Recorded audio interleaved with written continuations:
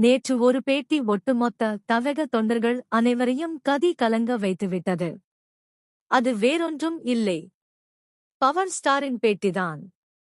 ஏதோ ஒரு பட விழாவிற்கு வந்தவரை பிடித்து விஜயின் அரசியல் பற்றி என்ன நினைக்கிறீர்கள் எனக் கேட்டதற்கு அவர் எந்த தொகுதியில் நின்னாலும் அவரை எதிர்த்து நான் போட்டியிடுவேன் என்று அசால்ட்டாக சொல்லி சென்றார் பவர் ஸ்டார். அவர் கூடினாலும் கூட்டம் வரும், நான் கூடினாலும் கூட்டம் வரும் என்று சொல்லியிருந்தார். இதை பற்றி வலைப்பேச்சு அந்தணன் அவருடைய கருத்துக்களை தெரிவித்து இருக்கிறார். அதாவது, நடிகர்கள் பல பேர் தன்னுடைய நிலை என்ன என்பது பற்றி தெரியாமல் கனவு உலகத்தில் வாழ்ந்து கொண்டிருக்கிறார்கள். அப்படித்தான் பவர் ஸ்டார் சீனிவாசனும் இருக்கிறார். ஆனால் அவர் வளர்ந்த விதமே அப்படித்தான். நகைச்சுவை நடிகர் என்று சொல்லப்பட்டாலும் அவருடைய படத்தில் ஏதாவது நகைச்சுவை இருந்ததா என்றால் இல்லை.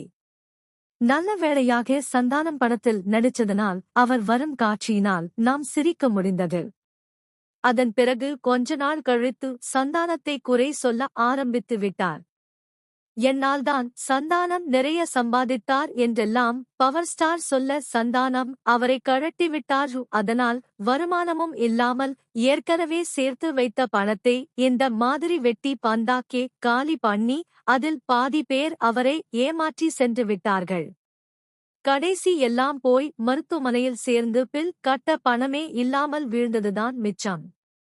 அப்படிப்பட்டவரை பிழைக்க வைத்து தூக்கிக் கொண்டு வந்துவிட்டார்கள். வந்தவர் சும்மா இல்லாமல் விஜயை எதிர்த்து அரசியலில் நிற்பேன் அப்படின்னு சொல்கிறார்.